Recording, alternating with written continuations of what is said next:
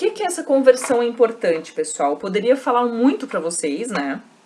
Mas esse termo mol, ele é utilizado por profissionais, não só da área de química, mas da área de pesquisa científica em diversas áreas, na verdade, né? Pessoas que desenvolvem novos produtos, medicamentos, controle de qualidade de alimentos, de água, tudo que vocês imaginam. Laboratório de química, de análises, em diversas áreas necessitam, né, esse conhecimento. No fim, esse produto que está sendo desenvolvido por esse profissional e tudo mais, ele vai ser vendido não mais com essa unidade em mol, né? Já vai ser unidade em gramas. Mas quem desenvolveu esse produto, essa pessoa, ela precisa desse conhecimento. Então, para estar dentro de um laboratório de química, para fazer as coisas mais simples, né? Mas não a ponto, uma simplicidade a ponto de você poder fazer na sua casa, né? Tem diversos experimentos muito interessantes que nós mesmos fizemos já na sala de aula, né? Que não exige esse conhecimento. Mas no que a gente começa a aprofundar o conhecimento em química dentro de um laboratório, esse conhecimento ele é essencial. Por quê, pessoal? Porque as reações químicas, olha só, como vocês já viram algumas, elas sempre apresentam esses valores aqui na frente, né? Esses valores aqui na frente, nesse caso 6 para o CO2, 6 de H2O, 1 do C6H12O6, que é a glicose, e 6 de O2, esses valores, eles são proporcionais. Eu não tenho agora como colocar 5H2O aqui. A reação, essa aqui é a reação de fotossíntese, a proporção entre os reagentes e os produtos é essa. Se vocês forem contar a quantidade de cada elemento químico que tem aqui nos reagentes, vocês vão perceber que ela tem que ser igual à quantidade desses elementos químicos aqui no produto. Deem uma olhada. Por exemplo, carbonos, tá? Quantos carbonos tem aqui nos reagentes? Ó, reagente está antes da flecha. No total, quantos carbonos tem?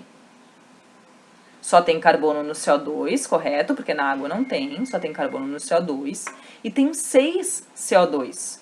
Então, no total, eu tenho 6 carbonos no reagente.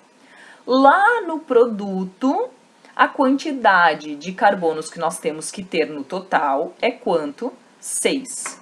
Quantos carbonos tem aqui no total? 6. Tá aqui, ó.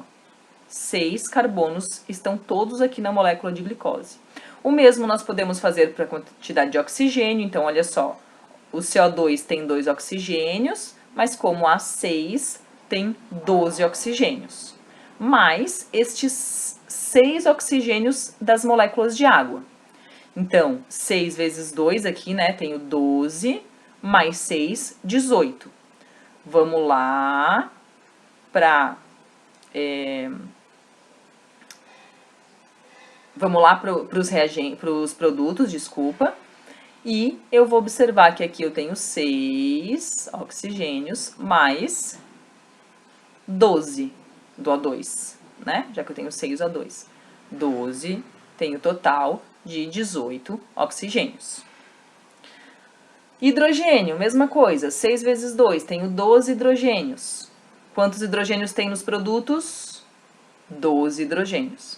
Isso aí não é à toa, pessoal. Isso aí é assim que as reações químicas funcionam em todos os lugares, no corpo humano. Não tem alguém colocando, por exemplo, na fotossíntese, quando ela acontece, né? Não existe ninguém controlando a quantidade de CO2 ou de H2 para formar glicose e oxigênio, né? Não existe um controle de uma pessoa.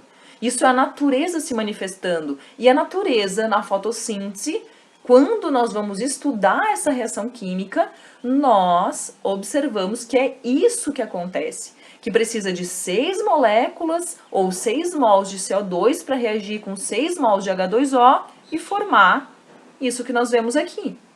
Essas proporções, elas são naturais, a natureza ela é proporcional.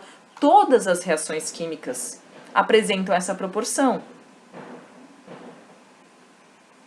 Aqui é o oposto do que eu mostrei anteriormente numa fotossíntese, tá? Aqui é uma respiração aeróbica em que transforma glicose em gás carbônico e água. Então, percebam que a respiração ela é uma reação química oposta à fotossíntese. Mas aqui a única coisa que eu quero mostrar para vocês são essas proporções aqui. Reação que vocês já conhecem de neutralização, também a proporção. Aqui é 1 mol de hidróxido de magnésio reage com 2 mols de HCl, formando 1 mol de cloreto de magnésio e 2 mols de H2O. Prof, sempre que o hidróxido de magnésio reagir com ácido clorídrico, será nessa proporção? Sempre será nessa proporção.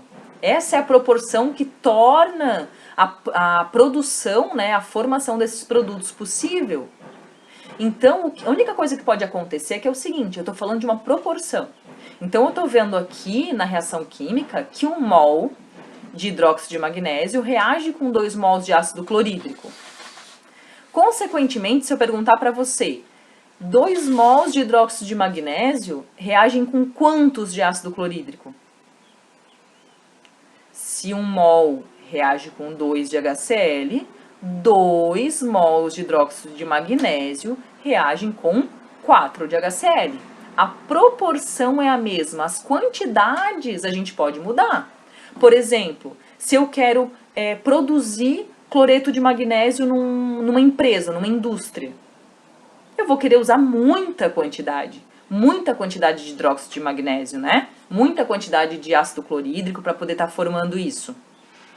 Então, eu vou colocar a quantidade em massa, muitos quilos, talvez até toneladas. Mas a proporção em mol tem que respeitar a reação fundamental que rege essa produção de cloreto de magnésio, que é essa reação química aqui.